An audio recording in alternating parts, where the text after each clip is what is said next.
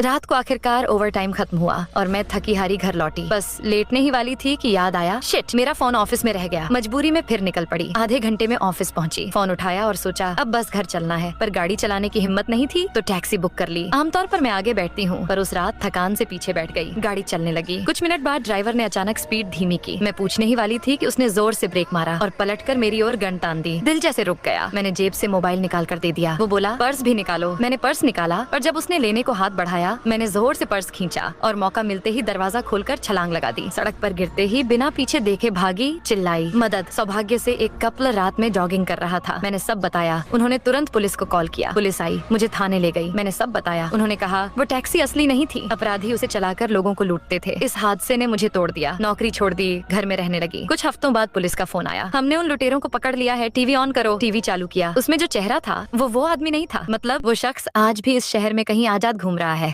रात को आखिरकार ओवर टाइम। एक बार सुहानी शाह की वीडियो देख मैंने जादू सीखने का डिसाइड किया और एक जादूगर के घर पहुंचा। दरवाजा खुला तो ऑलरेडी वो गेटअप में था और कुछ कार्ड दिखाकर मुझे चूज करने बोला। उस कार्ड पर एक घूसा बना था एंड ऐसा कार्ड मैंने पहले कभी नहीं देखा था कि इतने में ही उस जोकर ने मुझे एक जोरदार पंच मारा तो मैं दर्द से चिल्ला पड़ा और सोचने लगा कि ये साइको जोकर है। फिर उसने दोबारा मुझे एक कार्ड चूज करने बोला एंड इस बार उस कार्ड पर हड्डी बनी थी। ये देख वो मुस्कुराया और एक हथौड़ा उठाकर मुझ पर हमला किया, लेकिन मैं झुककर बच गया। तब वो बोला कि इस कार्ड पर हड्डी बनी है, जिसका मतलब उसे मेरी हड्डी तोड़नी पड़ेगी। ये सुन मेरे रोंगटे खड़े हो गए और मैं वहाँ से भाग निकला एंड पुलिस को बुलाया। फिर पुलिस आई तो पता चला कि साइको जोकर ने मुझसे पहले कई लोगों को टपका रखा है इस जादू के नाम पर।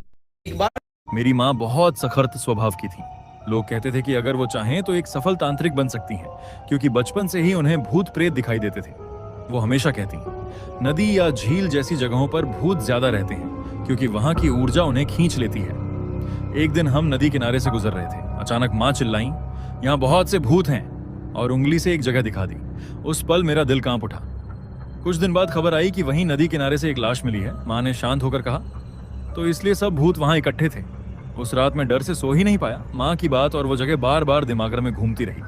मेरी माँ 4 साल पहले की एक बरसाती रात को याद करके आज भी मेरी रूह कांप जाती है। आसमान घने बादलों से ढका था और बारिश तो रुकने का नाम ही नहीं ले रही थी। मैं बरामदे में कपड़े समेट ही रहा था कि अचानक मेरी नजर ड्राइव वे की ओर गई। वहाँ एक औरत खड़ी थी। पहले तो मुझे लगा कि उसका सिर गायब है, लेकिन असलियत और भी ज्यादा डरावनी थी। उसका सिर इतना पीछे झुका हुआ था कि मानो हड्डियाँ टूट चुकी हो। उसका मुँह पूरी तरह से खुला हुआ था और नजरें आसमान पर टिकी थी। मैं सुन्न पड़ गया। मैं धीरे धीरे घर के अंदर जा ही